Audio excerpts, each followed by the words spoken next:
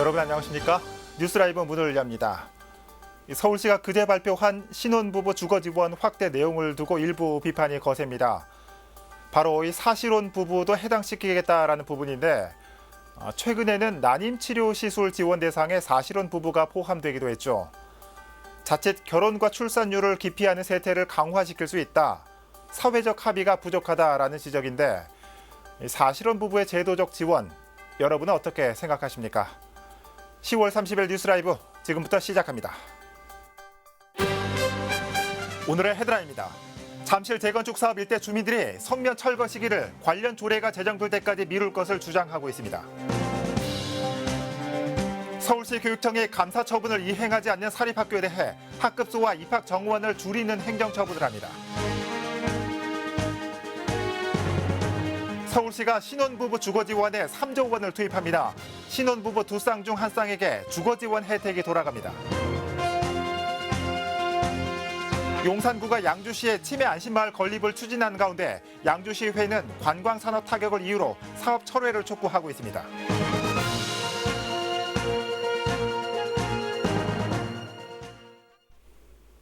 재건축 사업이 한창인 송파구 잠실 일대에서 성면 철거를 앞두고 주민들이 불안에 떨고 있습니다.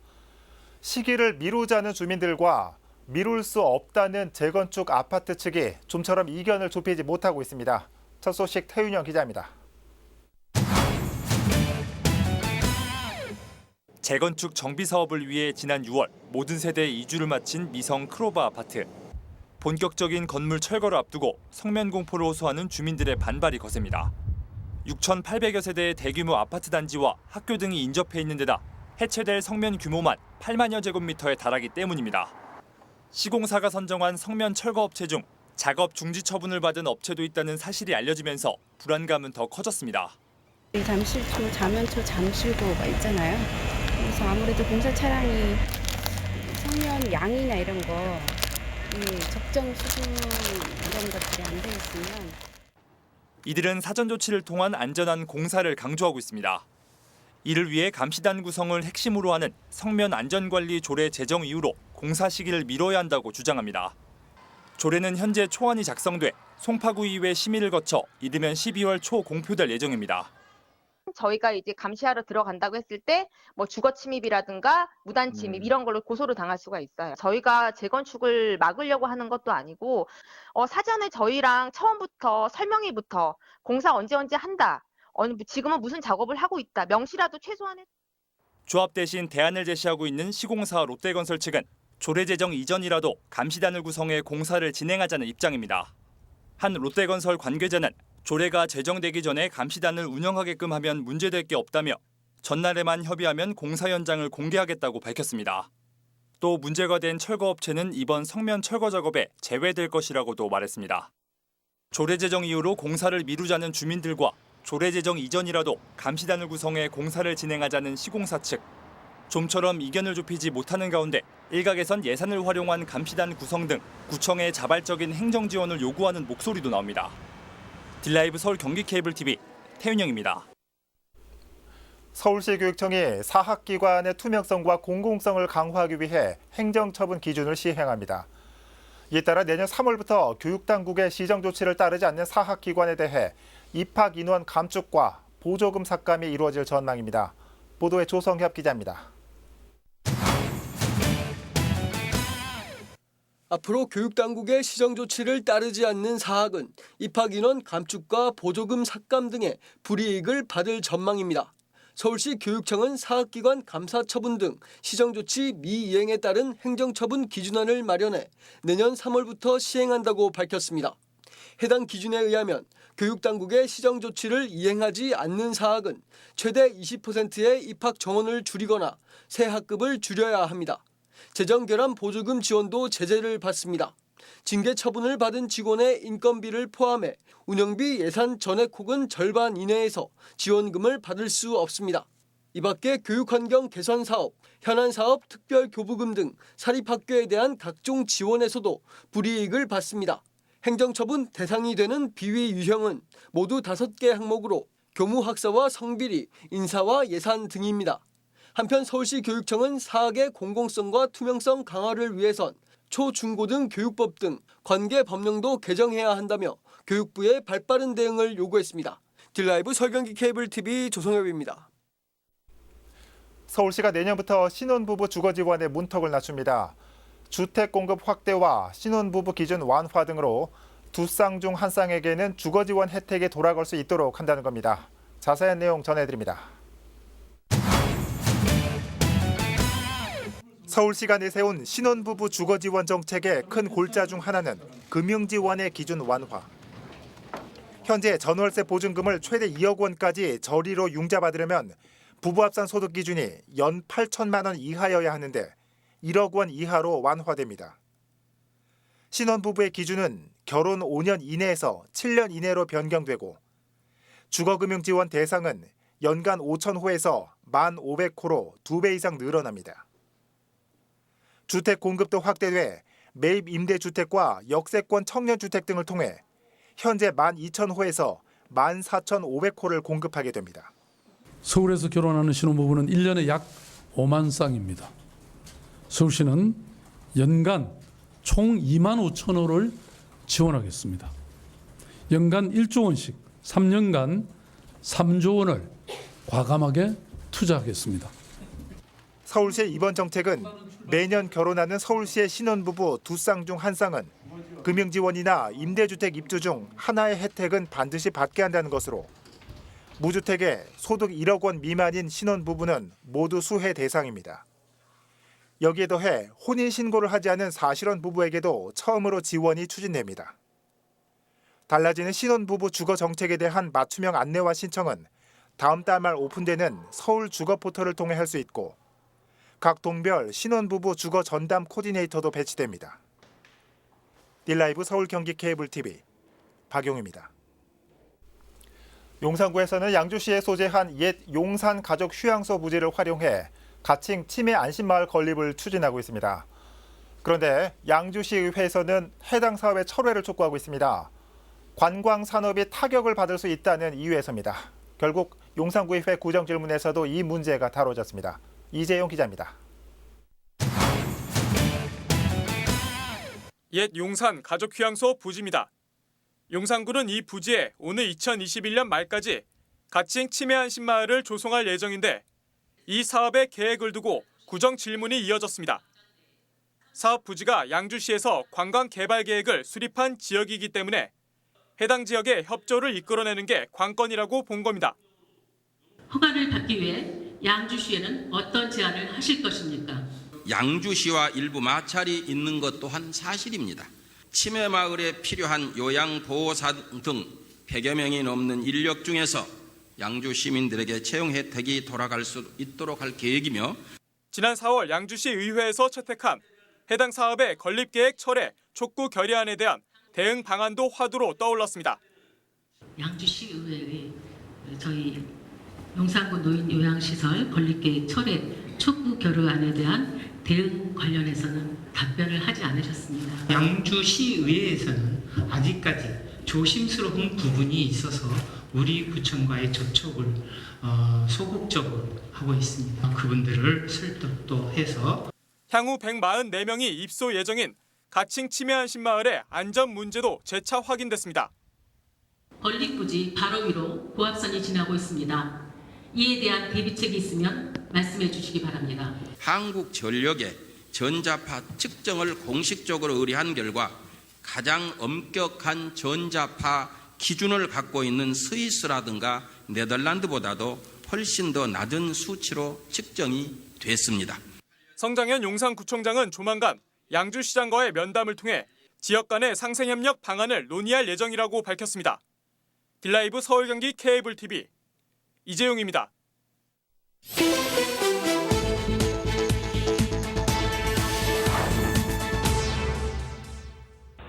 어제 아침 8시쯤 광진구 천호대로의 한 지하차도에서 차량 7대가 연쇄 추돌 했습니다. 이날 사고는 승용차가 앞서가던 1톤 화물차와 1차 추돌하고 함께 도로를 달리던 차량 5대와 연쇄 추돌해 난 것으로 알려졌습니다. 이 사고로 인명피해는 발생하지 않았고 경찰과 소방당국은 정확한 사고 원인과 피해 규모를 조사하고 있습니다. 오늘 새벽 4시쯤 강서구 한 사거리에서 승용차와 오토바이가 충돌했습니다. 이 사고로 오토바이 타고 있던 2명이 다쳐 병원으로 옮겨졌습니다.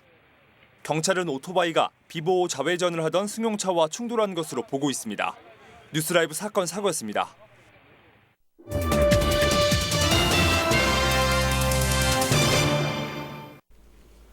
식당이나 카페를 차리려는 창업자들에게 각종 설비와 조리도구를 갖추는 초기 비용은 큰 부담이 아닐 수 없습니다. 성북구에서는 공유 주방을 통해 창업자들의 부담을 덜어주고 있습니다. 또 요리를 매개로 한 소통 활동들도 눈길을 끌고 있습니다. 보도에 이승준 기자입니다. 달콤해 보이는 쿠키들이 오븐에서 나옵니다. 취미로 쿠키를 만드는 이희진 씨는 성북구 공유주방인 청년사리 발전소를 매주 찾습니다. 집에는 없는 오븐 등 다양한 조리기구들을 자유롭게 사용할 수 있기 때문입니다. 집에서 만들게 되면 이제 너무 소량으로만 만들고 또 이제 환경이 여의치 못한데 여기는 이렇게 제공되는 공간이 있으니까 아주 편하게 이용할 수 있는 것 같아요. 지난 9월 새롭게 문을 연 성북구 공유주방 청년사리 발전소입니다. 전문 음식점 수준의 주방 시설을 무료로 대관할 수 있어 예비 창업자들에게 인기입니다. 초기 비용 투자 없이도 레시피를 개발하고 시제품을 판매하면서 성공 여부를 테스트해 볼 수 있기 때문입니다. 요리를 주제로 한 다양한 모임도 운영 중입니다. 글로벌 음식과 와인, 반려견 푸드까지 비슷한 취향을 가진 사람들이 모여 정기적인 소통을 나누고 있습니다. 딱딱한 자리보다 탑다운 형식의 어떤 강연 형식보다 밥을 같이 해 먹으면서 또 밥을 같이 먹으면서 편안하게 벽을 내리고 이야기할 수 있는 자리를 만들어 보자. 그런 취지로 시작을 해서 요리를 매개로 다양한 커뮤니티 플랫폼을 구축한 청년사리 발전소.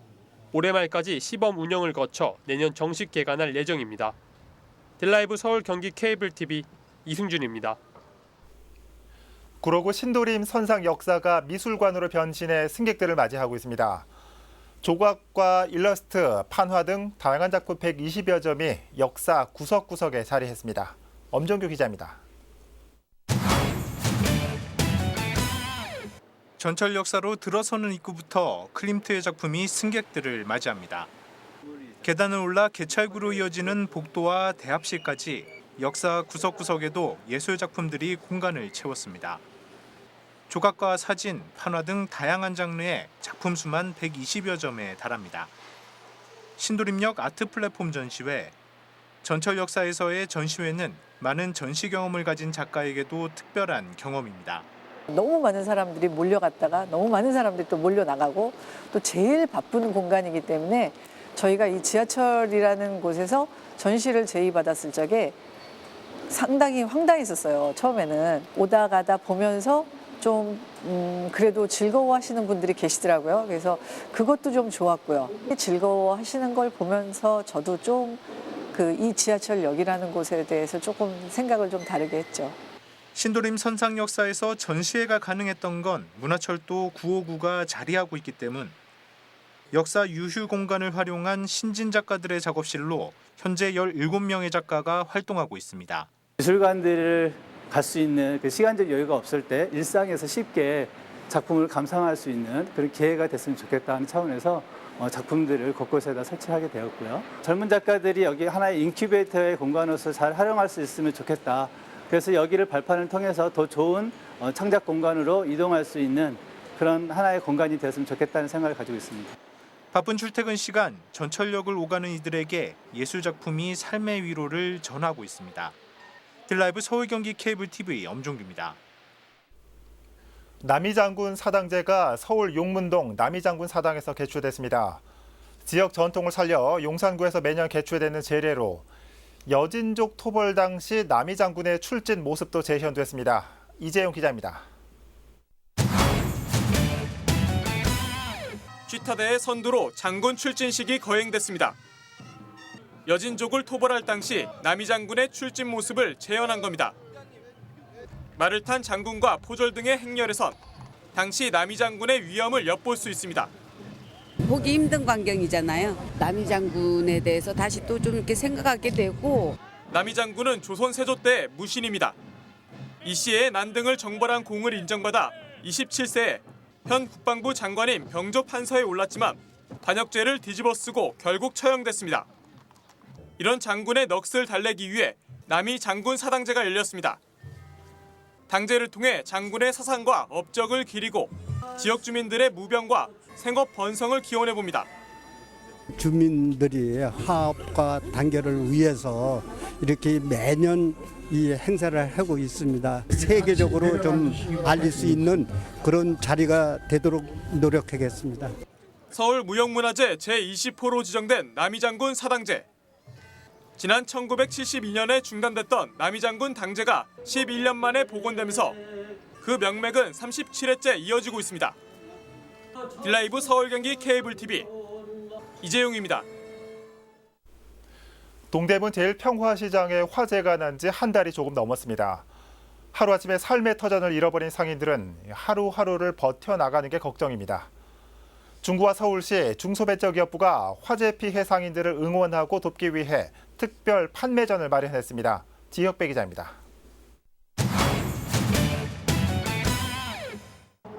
동대문 DDP 광장에 패션 의류 시장이 차려졌습니다. 여성 의류와 자파가 정상 가격의 절반, 최대 6분의 1까지 싸게 나왔습니다. 지난달 22일 화재로 삶의 터전을 잃은 제1평화시장 피해 상인들을 돕기 위해 마련된 특별 판매전입니다. 생각했던 것보다 저렴하게 니트 구입해서 기분 좋게 집에 갈 수 있을 것 같습니다. 30일까지 3일 동안 열리는 판매전에는 전체 1000여 개 점포 가운데 절반 정도인 400여 점포가 참가했습니다. 화재 이후 팔지 못하고 창고에 보관하고 있던 재고 물품을 조금이라도 더 처분하기 위해서입니다. 동대문 일대 패션 의류 시장 가운데 선두권 자리를 지키고 있던 만큼 좋은 품질에 저렴한 가격을 앞세웠습니다. 여기 찾으시는 우리 고객님들께서도 정말 싼 물건에 조금도 이상이 없습니다. 좀 많이 구입을 하셔가지고서다가 피해 상인들한테 큰 도움을 주시면 대단히 고맙겠고요. 중구청은 서울시 중소벤처기업부와 함께 가치의 가치, 같이 삽시다를 내세우며 시민들의 방문과 구매를 유도하고 있습니다. 제1평화시장의 화재로 인해 패션 의류 봉제업에 기반을 둔 중구의 지역 경제가 뿌리채 흔들리는 걸 막아보자는 겁니다. 제1평화시장은 그래도 경쟁력이 있는 그런 시장으로 좀 손에 꼽혔었습니다. 근데 그분들이 하루아침에 지금 물건을 팔 데가 없어졌기 때문에 좀 그 부분들에 대해서 좀 제대로 팔 수 있게 홍보도 해드리고.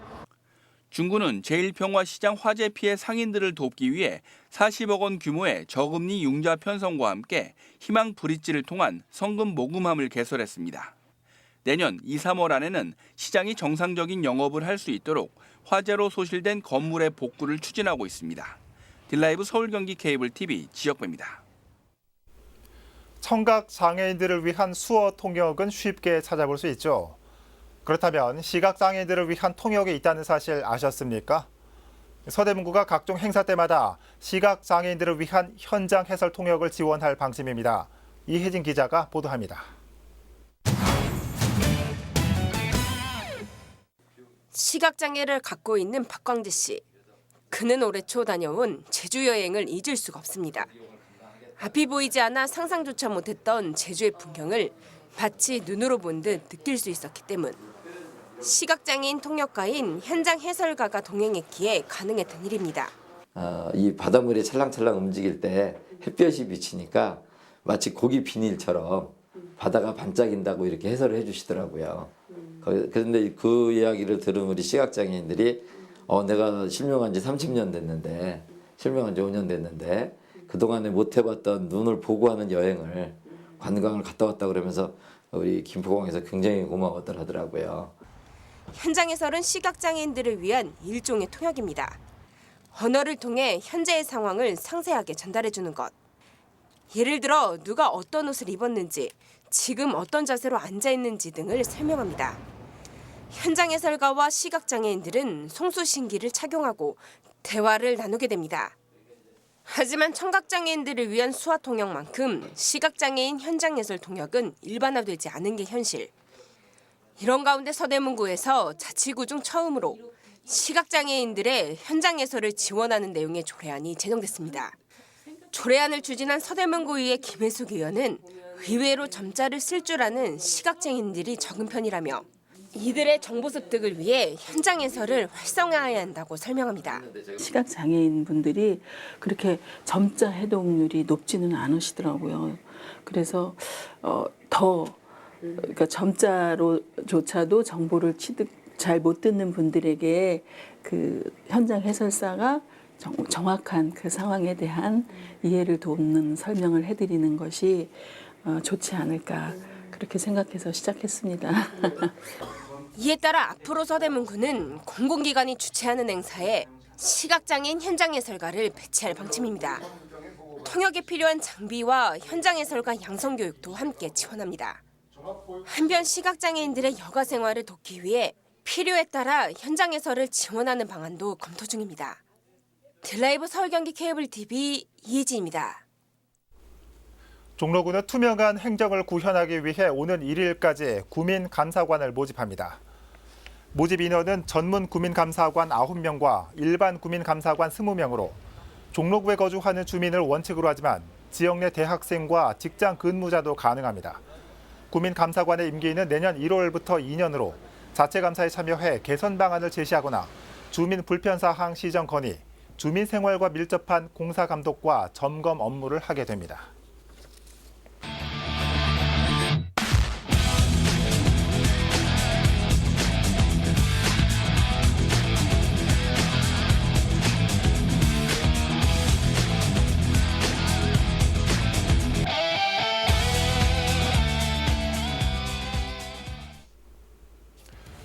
올해 운전면허를 자진 반납한 노인 운전자가 지난해보다 10배 이상 늘었다고 합니다. 나이가 들면서 인지력도 떨어지고 사고 발생 위험도 높기 때문에 공공의 안전을 위해서는 핸들을 놓는 게 나은 선택이겠죠. 하지만 반대로 이 시설이나 정책, 인식 등 노인 운전자를 위한 배려는 얼마나 있을까 생각하게 합니다. 노인과의 공생 방안을 찾는 것도 초고령 사회를 앞둔 올바른 복지 방향일 겁니다. 뉴스 라이브 마칩니다. 시청해 주셔서 고맙습니다.